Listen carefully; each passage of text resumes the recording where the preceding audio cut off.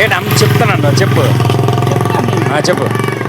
అమ్మ అమ్మ ఇంట్లో నేను ఇద్దరు మొన్న మా ఇంట్లోట మరి ఇద్దరు తెలిసిన ఇద్దరు ఆడదాయి మగోడు ఒక పిల్ల అయితే తలుపు కూర్చున్నారు. అయితే ఉండండి బట్టలు మారుస్తాను అన్న.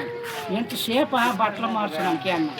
మా చెల్లి అంటుంది వెళ్ళే అన్న. నేను చెల్లి వెళ్ళే తలుపు తీసి వెళ్ళే అని అంటే నువ్వే తీయే నేను తీనే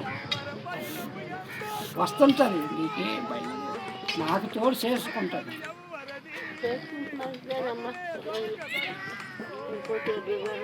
అంతే కళ మాట్లాడు మాట్లాడుతుందా.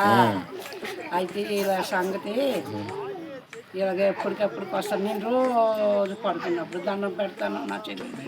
నాకని చెందాలే నా అందాలు నా దండాలు తీసుకుంటున్నాను అనేసి అంటుంటాను.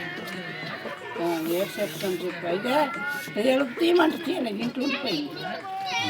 ఈ మనుషులు మాత్రం తీయని నువ్వే చెల్లి తలుపు తీయనంటే నేను తీనే నువ్వే తీయే అన్నది. లేట్ అయిపోయి అలా అంటున్నా అవుతుంది.